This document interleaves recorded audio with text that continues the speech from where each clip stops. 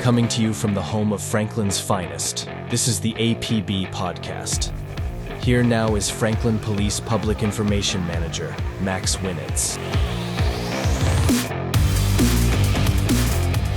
We are back. It is episode 14 of the APB podcast. Hi there, everybody. Thanks so much for tuning in and making us a part of your week. As you know, we were off last week, so it is good to be back as we continue on with the APB podcast. On today's show, we are having a conversation with Lieutenant Amy Butler. Lieutenant Butler oversees the traffic unit here at the Franklin Police Department, but for many years, she has also been at the helm of the department's R.A.D program, the Rape Aggression Defense Program. It's a self-defense class. It takes place over 3 days. It is designed for women, and it is just incredibly beneficial and incredibly popular here in the city of Franklin. So we're going to talk to Lieutenant Butler about that program and how you, if you're interested in it, how you can sign up for future dates. So you won't want to miss that. That's coming up in just a moment. But first, let's get to the headlines.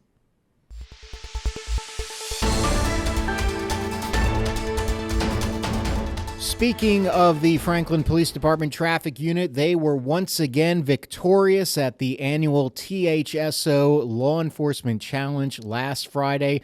The Franklin Police Department once again swept 3 of the top honors, including the overall winner for Police Department. The department also repeated as first place winner in the 101 to 200 officers category and took home the regional award for Middle Tennessee. The Law Enforcement Challenge Program recognizes law enforcement agencies that excel in promoting traffic safety initiatives. Agencies are evaluated on categories such as policies and guidelines, THSO activities, incentives and recognition, and public information and education. All the men and women of the Franklin Police Department Traffic Unit work incredibly hard. Congratulations to them. It was a two-peat. And we will talk more about those wins with Lieutenant Amy Butler. Again, she oversees the traffic unit. We'll discuss that with her. Plus, the very popular R.A.D program here at the Franklin Police Department. That conversation is next. Are you ready to make a difference in your community? The Franklin Police Department is seeking dedicated, passionate individuals who want to protect and serve in the South's most charming town. As a member of our internationally accredited team, you'll be part of a dynamic, supportive department that values integrity, professionalism, and community engagement. Enjoy competitive benefits, career advancement opportunities, and the chance to truly impact the safety and well-being of our neighbors. For more information, visit franklintn.gov/joinfpd. That's franklintn.gov/joinfpd. All right, welcome back, everybody. I'm Max Winitz, and I'm being joined today by Lieutenant Amy Butler, who oversees the Franklin Police Department's traffic unit. I know it's like pulling teeth to get you to go on camera, but I really do appreciate it. Thanks for sitting down on the podcast. Well, I appreciate it. First of all, congratulations. I have to mention that your traffic unit won once again the top overall award at the THSO conference last week, back-to-back, 2 years in a row. What did that mean to you? It was pretty great. So we got the award for our agency size, which is 100 to 200 officers. We got the award for our district, which is Middle Tennessee, and we got the award for the most points overall for police department, regardless of agency size. So that's huge. And it's interesting that you came on board, it was a year ago last week, and I just can't imagine how proud you are of the guys in the unit for the two-peat. Yes. Well, so last year during the banquet is when they found out that I was taking over the traffic unit. We had a change and lieutenants were moving around.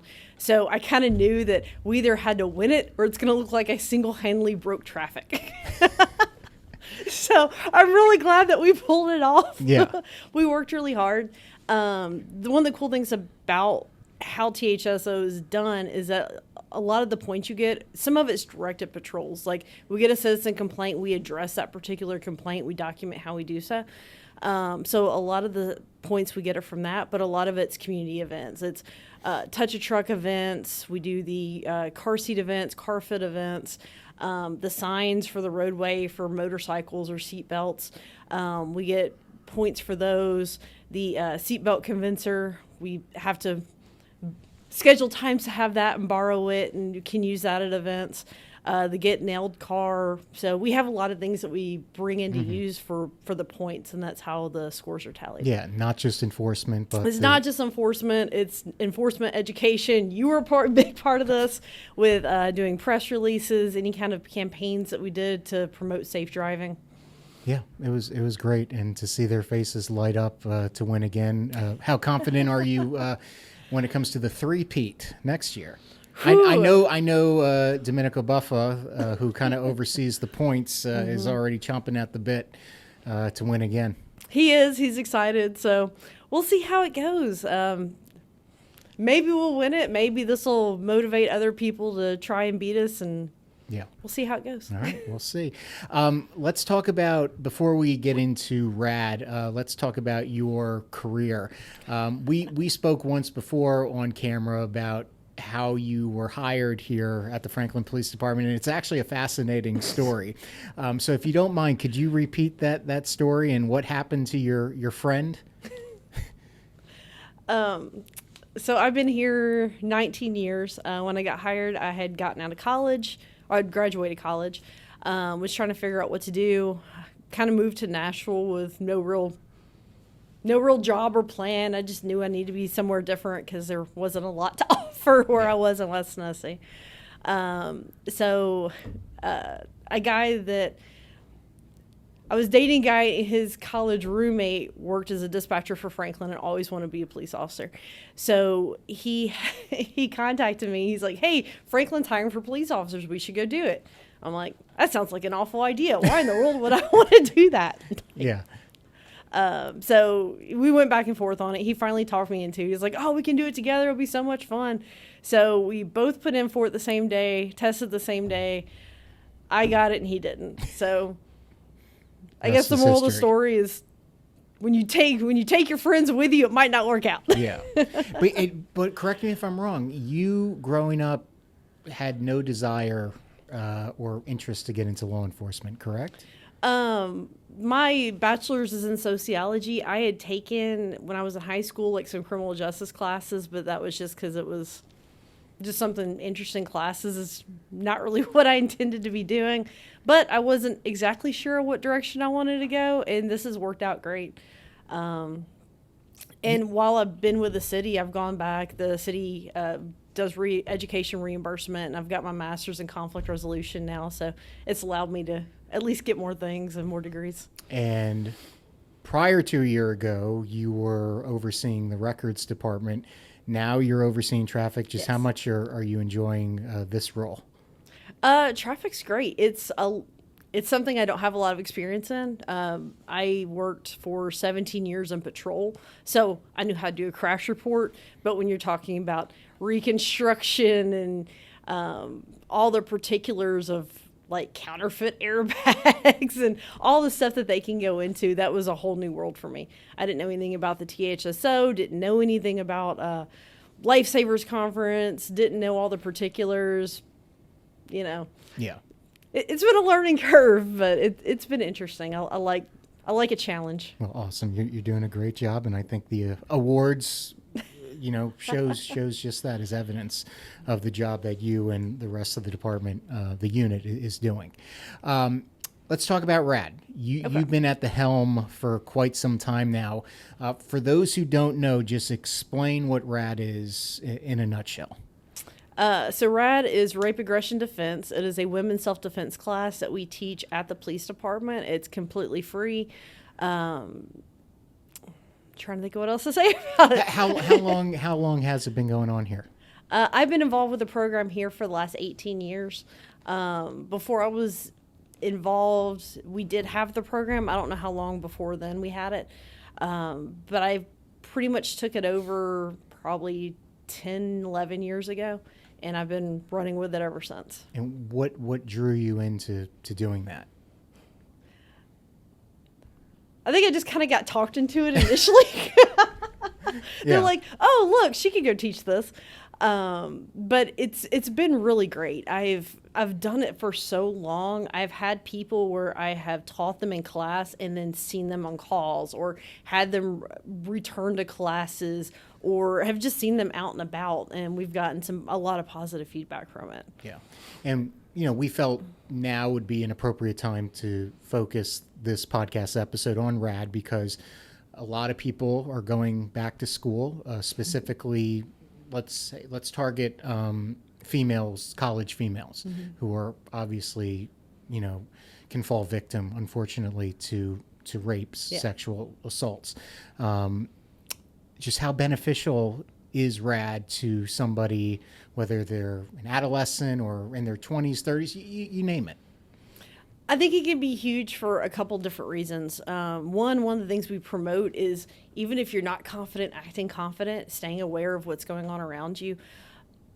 People have changed over the last 18 years I've been involved with the program. It's amazing how many teenagers or young adults we get in the program now that have this stigma where they're afraid of confrontation. But to them, confrontation may mean eye contact, or if someone is way up in their space, means saying, "Hey, can you step back?" If they're seeing that as confrontation and they're not doing it, we seem to be allowing more things to happen without advocating for ourselves. So that is a big thing that we're trying to help change, is saying it's okay to have boundaries, and it's okay to tell somebody, "No, you can't do that to me. Don't get that close to me. I need you to back off. I'm not comfortable with this." So take me through a typical R.A.D class and the physical and mental skills that participants will learn about. So our first day is our easy for them day. It's mainly classroom. We talk about home safety, vehicle safety, personal safety, trends that we've seen, I guess ways to raise awareness, risk avoidance. We talked about a lot about risk avoidance. So that's usually the first night. And then after that, we get into skills. So we do, strikes, kicks, the hands-on holds. stuff. Yes, we have some ground stuff that we do. And the last night is the awesome night. So the last night is scenarios. So they get to fight full force with officers that are dressed out. I mean, we have pads. We do everything safely. It's all controlled environment. But it gives them a chance to come in and run through scenarios and actually get to hit and see what it feels like and see how they react under stress. And that's a big thing. I mean, you can go and punch a bag all day and talk about it, but if I put you in a scenario and somebody comes up and grabs you just to see, are you going to freeze? Are you going to say something? Are you going to shut down? Are you going to, are you going to rock it? Yeah. And it's really, because I've taken some pictures in some of these classes, and seeing the reaction and how much fun the women, the girls are having. I mean, that's got to mean a lot to you. Oh, yeah. So we do 3 scenarios, and it's great because everyone's so nervous on the first one, and we always laugh. Like, we'll tell them the first night, this first scenario looks ridiculous because everyone gets afraid, and they're like kind of hitting, but they're completely silent. So it's like yeah. that's what it looks like. It's just quiet, and they're just kind of like hitting, and nothing's coming out of it. But then it's like it gives them a second to process. It's like everyone kind of knows that first one is like a practice. They come in for the second and third scenarios and rock it, because by then they're yelling, they're saying something, they're hitting harder. We've had them that I've seen students knee officers so hard that it has lifted officers off the ground. I mean, they do a great job. Yeah. Success stories. Do you have any that come to your head? People who have participated in the class and have actually had to utilize those skills in real life scenarios? Yes. One, all this occurred when she was a juvenile several years ago, but she'd taken the class. After the class, a couple years later, she gets involved in a relationship with a guy that ended up being fairly violent. At one point after school, she was at a friend or family member's apartment. He ends up getting on top of her and strangling her on the bed. And she does what we teach for ground to get them off of her. She calls her mom calls us, and we managed to get the guy in jail. And I talked to her after it about what had happened. And the fact that it works, because everything we do is simple. I mean, you can go online and social media and people are like, oh, here's how you do this. And it's like 14 moves and it's complicated. Under stress, you're not going to be able to do that. So what you do has to be simple. We're not teaching you how to be a ninja. Yeah. It's just super basic stuff that you can do under stress. So that woman, did she credit you, the class, for, it could have been a lot worse? Yeah, it could have been a lot worse. And so she's obviously was very happy with what she learned here and had to use that, unfortunately, in a real life situation.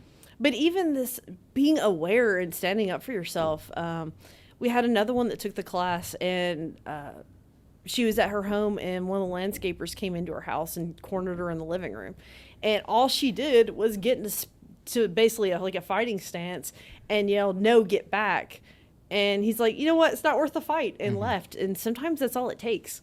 People are inherently lazy, so you have to use that to your advantage. Yeah. If they think you're going to fight, or if you're, protecting yourself and paying attention, you're a lot less likely to be victimized.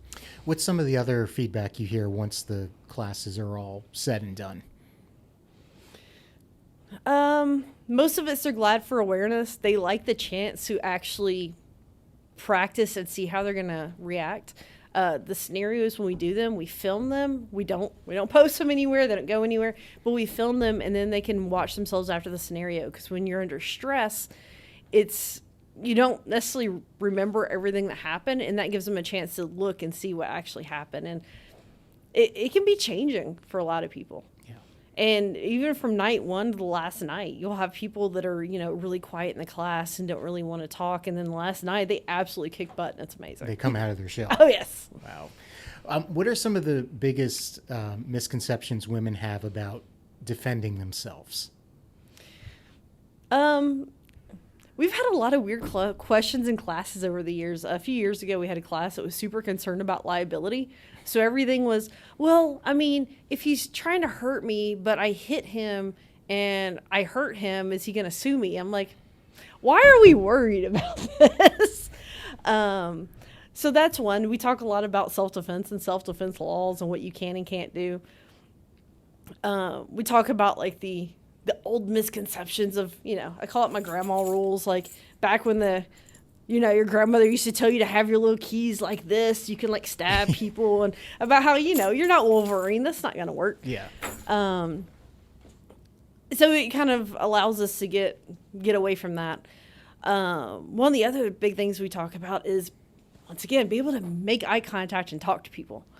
I've even had people that have I'm trying to think, like back when I was a training officer, we hire people that may not be super comfortable making eye contact and talking to people and just getting out and just faking it.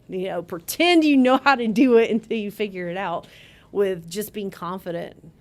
And how much of the class is that, building confidence in these participants? The first night we talk about it. The second night we work on building it and give you the skills. And the last night we let you prove it to yourself that you can do it.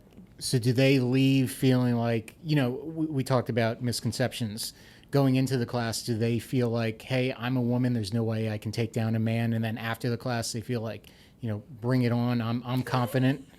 That sort of thing. We've had some people that be like, man, we were looking for people in the parking garage, outside in the lot. We thought you have another scenario set up for us. I'm like, no, it's fine. Yeah. If you could, obviously the classes take place over 3 nights, but if you could provide some tips right now on how women can stay safe, what would those tips be? Pay attention. Stop getting sucked into your phone or into whatever else is going on. That's a big one that we see. You don't ever want to be that person that falls into the fountain or, walks into a pole, but you also need to see what's going on around you. And it's okay to have boundaries and to tell somebody that whatever they are doing is not okay. it doesn't matter what the situation is. If someone is too close, if they are making you feel like something isn't going well, if you got your spidey senses going off, something is wrong, you need to be able to speak up for yourself. Don't be so afraid of hurting someone's feelings that you let them walk all over you or get you into something that you're not comfortable with. If somebody is a bit hesitant about signing up for a R.A.D course, what would you say to that person? Just reach out and talk to us, because we've been very open. A lot of people, we've all walked our own path to get here, right? And I've had people where we've worked with therapists. We've done basically like immersion therapy to even get in the police department doors. We have worked with survivors from all over the place.